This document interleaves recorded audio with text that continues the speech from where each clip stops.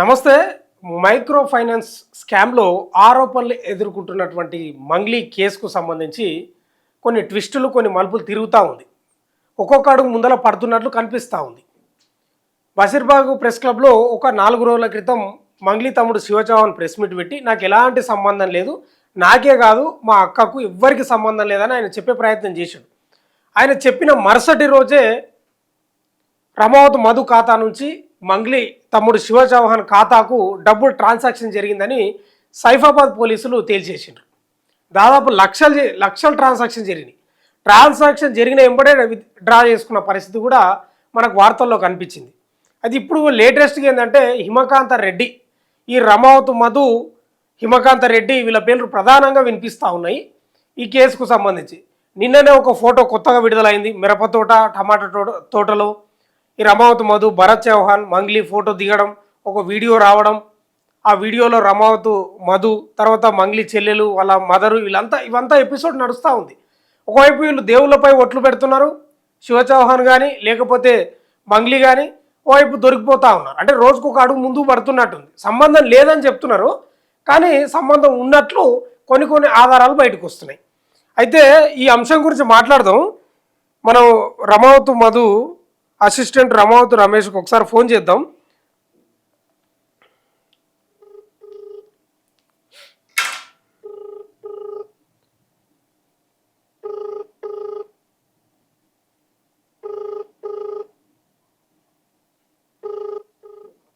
Hello hello Ramesh, లైవ్లో ఉన్నావు నువ్వు ప్రజెంట్. మొన్న ప్రెస్ మీట్ చూసినావా? శివ చౌహాన్ బషీర్బాగ్ ప్రెస్ క్లబ్లో ఒక 4 రోజుల క్రితం ప్రెస్ మీట్ పెట్టిండు. నాకేం సంబంధం లేదు, నాకే కాదు మా అక్క కూడా ఏం సంబంధం లేదు, కేవలం ముఖపరిచయము. మిర్యాలగూడలో ఒక ఎమ్మెల్యే ప్రోగ్రామ్కి పోతే అక్కడ వచ్చినటువంటి రమావత్ మధు మమ్మల్ని రిక్వెస్ట్ చేస్తే వాళ్ళ ఇంటికి పోయి డిన్నర్ చేసినాం అంతే తప్ప, ఒక ఫోటో దిగినా తప్ప ఎలాంటి సంబంధం లేదని చెప్పిండు. చెప్పిన మరుసటి రోజే సైఫాబాద్ పోలీసులు ఏం చేశారంటే ఈ రమావత్ మధు అకౌంట్ నుంచి మంగ్లీ తమ్ముడు శివ చౌహాన్ అకౌంట్కు డబ్బులు ట్రాన్స్ఫర్ అయినాయి, అవి లక్షల్లో అయినాయని పోలీసులు తేల్చిండ్రు. అంటే ఆయననేమో ఎలాంటి సంబంధం లేదని ఆయన చెప్పిండు, పోలీసులేమో డబ్బులన్నీ డ్రా అయినాయి, ట్రాన్సాక్షన్ జరిగిందని చెప్పిండ్రు. ఏం చెప్తావు ఈ అంశం గురించి? అది ట్రాన్సాక్షన్ చేసింది కరెక్టే కదా సార్, వాళ్ళు తీసింది కూడా సార్, పోలీసు వాళ్ళు కరెక్టే కదా తీసింది కూడా. ఇప్పుడు నేను కూడా డబ్బులు అతనికి ఇచ్చాను, ఆయన తీసుకున్న దానికి కూడా మళ్ళీ రిటర్న్ గా అబద్ధంగా దేవుళ్ళ మీద ఒట్టేసి చెప్తా, మా శివాలయాల దేవుని మీద ఇంకా వేరే దేవుళ్ళ మీద కూడా ఒట్టేసి చెప్తాను, నేను ఆయన కాడ నుంచి డబ్బులు తీసుకోలేదని అంటుండే ఉన్నాడు. ఇక వాళ్ళకి బయట తీస్తూనే ఉన్నారు. అలాంటి ఇంకా విషయాలు ఇంకా చాలా ఉన్నాయి ఆయన కాడ. ఇప్పుడు మొన్ననే ఆయన ఏమన్నాడు, దేవుని మీద ఒట్టేసి చెప్తున్నా, నాకు ఏ సంబంధం లేదని అన్నాడు.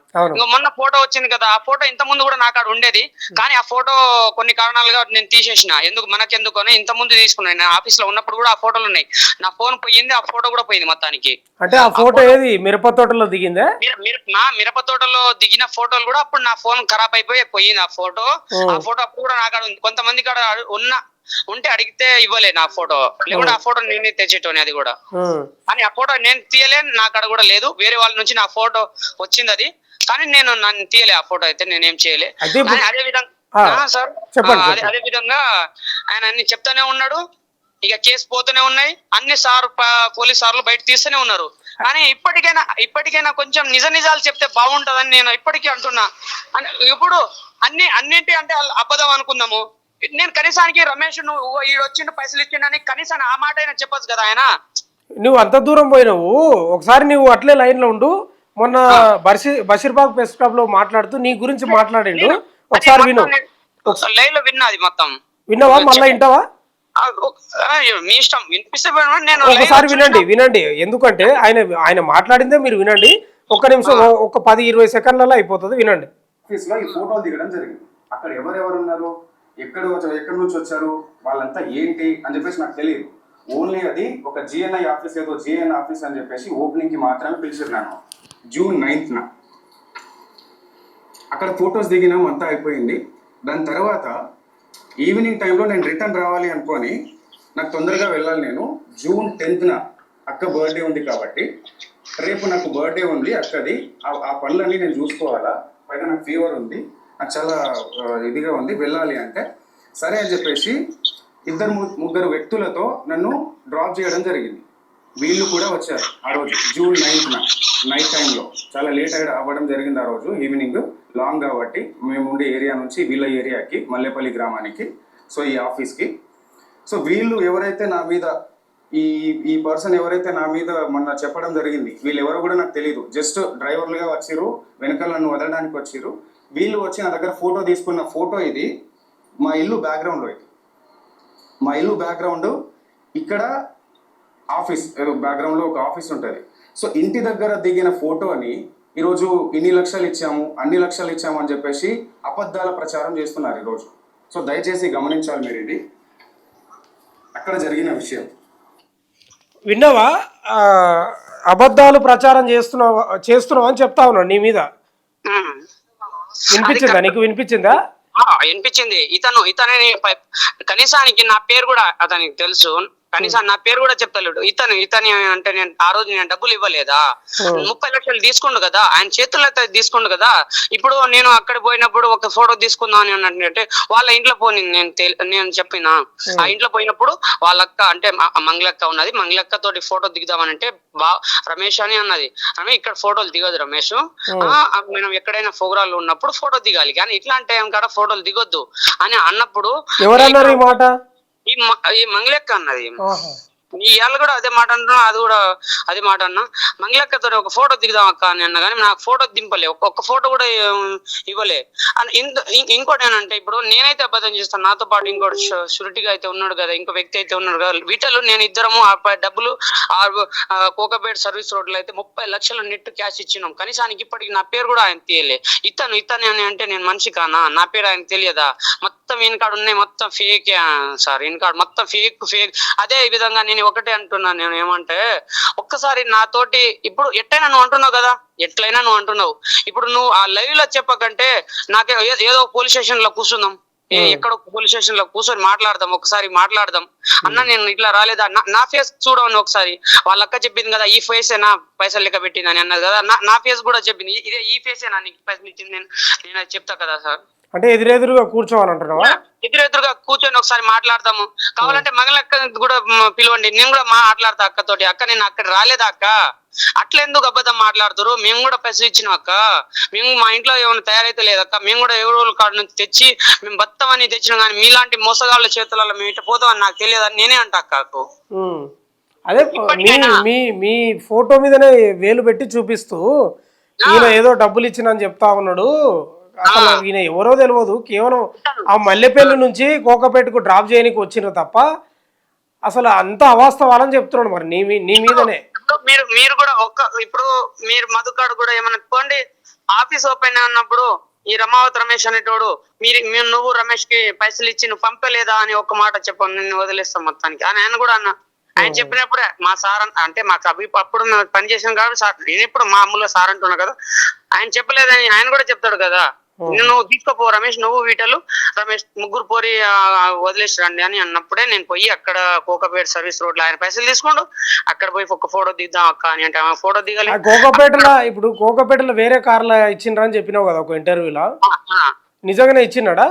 అన్ని వచ్చింది సార్, మేము లోపలనే కూర్చొని ఉన్నాం, మాకొద్దు బయటికి రావద్దు లోపలనే కూర్చోని చెప్పిండు. ఆయన బయటికి పోయి ఒక 5 నుంచి 6 నిమిషాలు మాట్లాడిండు, అంతల్ని కార్ వచ్చింది, ఆ కార్ లో ఇచ్చేసిండు. విత్ సెకండ్స్ కాదు కదా, కళ్ళు తీసి కళ్ళు మూరవంగానే బండిపోయింది అంతే. వచ్చింది, బ్యాగ్ ఇచ్చినాం, వెళ్ళిపోయింది అంతే.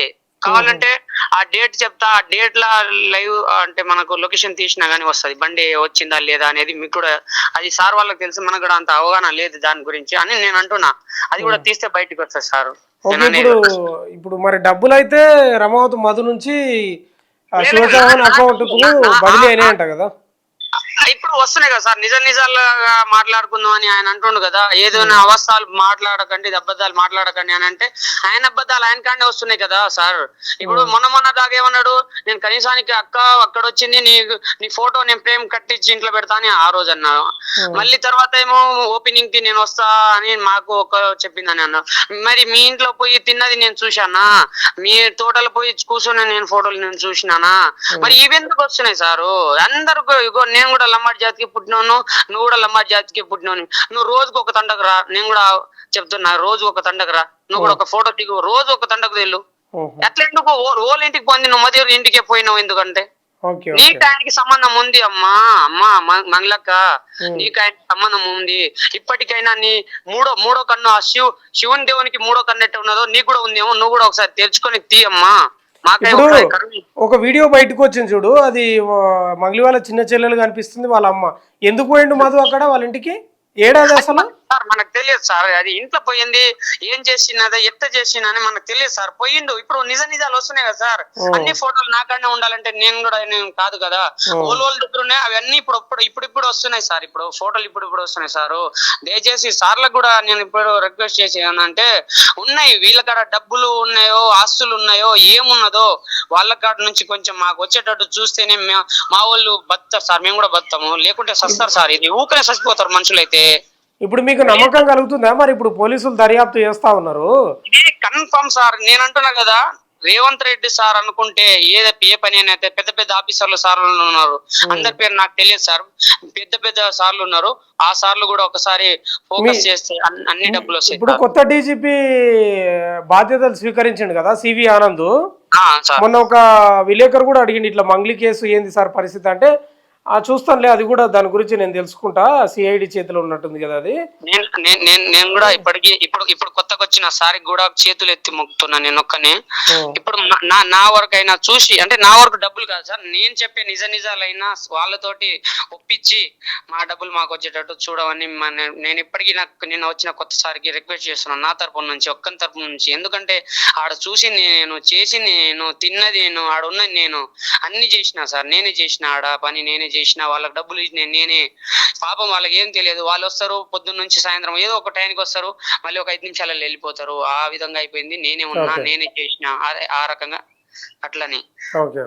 అయితే ఇప్పుడు ఆయన శివచాహ్వాన్ అంటున్నట్టు, నాకు ఈయన ఎవరో తెలియదు డబ్బులు ఇచ్చిన అంటున్నాడు, అది తప్పు అనేది నువ్వు ఖండిస్తున్నావా? ఆయన చెప్పేది తప్పే సార్, ఆయన చెప్పేది తప్పు, నేను చెప్పేది అన్ని కరెక్టే. నేను ఇప్పటికి కూడా అంటున్నా. ఇంకోటి ఏమనంటే, లాస్ట్ ఏమన్నాడంటే, మొన్న ఫ్రెష్ మీట్ లా మా మీద అవస్థలు ఎవరు చెప్పిరో వాళ్ళకందరికి లెక్క చెప్తా ఏదో ఒక రకంగా అన్నాడు. లెక్క చెప్తా వాళ్ళకి మళ్ళీ సమాధానం నేను చెప్తా అని అన్నాడు. అంటే సమాధానం అంటే సార్ సంతడేమో సంపని సార్, నా వల్ల 10 మంది బతికే చాలు, నేను చేసిన పుణ్యానికి 10 మంది సేఫ్ అయితే చాలు, నేను సచ్చినా ఏం లేదు సార్. ఎవరిని ఏం చంపలేరులే, ఎందుకు చంపుతారులే కానీ ఆ రకంగా. అంటే వాళ్ళ కాడ డబ్బులు ఉన్నాయి, వాళ్ళ హోదా ఉంది, వాళ్ళ కాడ అన్ని ఉన్నాయని మా మీద. హోదా ఉంటే డబ్బులు ఉంటే చంపుకుంటూ పోతారా?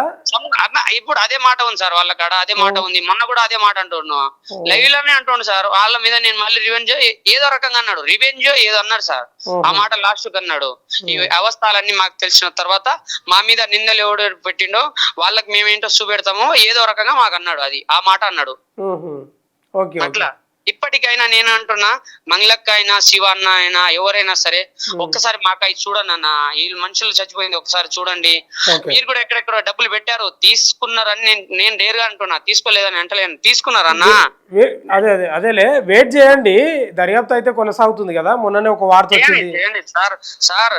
మనం ఇంకో సార్, మనం రాజకీయం కాదు, పెద్ద సార్లు ఉన్నారు, రాజకీయాల సార్ ఉన్నారు, ఎస్ఐ సార్, డిఎస్పి, ఎస్పీ, పెద్ద సార్లు ఉన్నారు. వాళ్ళతోటి కూడా అయ్యేటట్టు చూడండి సార్. మీరు కూడా తొందరగా అయితే వీళ్ళు బతారు. లేకుంటే ఇప్పుడు వర్షాలు కోస్తున్నారు కదా, ఇప్పుడు మొత్తం ఇప్పుడు ఫుల్ టైట్ మీద వచ్చింది. ఎందుకంటే నీ భూమి అమ్ము, నీ ఇల్లు అమ్ము, నీ ఆస్తి అమ్ము, మా డబ్బులు మాకు ఇవ్వని ఒక్కరు సంపుకొని తింటారు సార్ ఇంటికాడ. అట్లానే తండాలు అట్లే ఉంది కదా మొత్తం. ఇప్పుడు అట్లానే ఉన్నాయి సార్. అందరి పరిస్థితి, నా పరిస్థితి వాళ్ళ పరిస్థితి ఒక్కటే, వేరే పరిస్థితి అని ఏం లేదు సార్. ఒకటే డబ్బు పరిస్థితి ఇది ఘోరంగా ఉంది.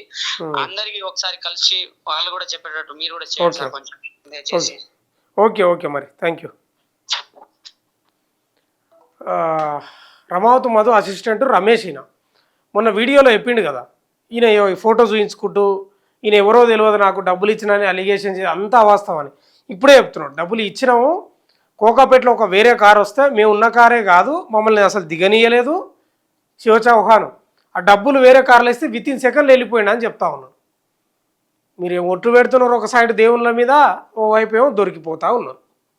ఇప్పుడేమో ఇప్పుడు మళ్ళా సీజన్ స్టార్ట్ అవుతుంది, పెట్టుబడుల కాలం. వాళ్ళు ఇక ఒకటే కథ మీద ఉన్నారు, మాకు డబ్బులు కావాలి. ఎవరైతే వసూలు చేసుకొని పోయి ఇచ్చిండ్రో మధుకు, బాలాజీకి ఒకటే ఊకుంటారు. ఎవరు ఊకోరు కదా, ఏం జరుగుతుందో కానీ మొత్తమే అయితే ఈ కేసు ఒక్క అడుగు ముందుకు పడ్డట్టు అనిపిస్తూ ఉంది. ఒకటే అడుగు, ఆ రమావతి మధు అకౌంట్ నుంచి శివచౌహాన్ అకౌంట్కి డబ్బులు రావడం అనేది చూద్దాం ఇంకేం జరుగుతుందో. మరి ఇక బాధితులకైతే న్యాయం జరగాలి. చాలామంది కన్నీళ్లు పెట్టుకుంటున్నారు. చూద్దాం ఇంకా ఏం జరుగుతుందో. చూస్తూనే ఉండండి మన తొలి వెలుగు.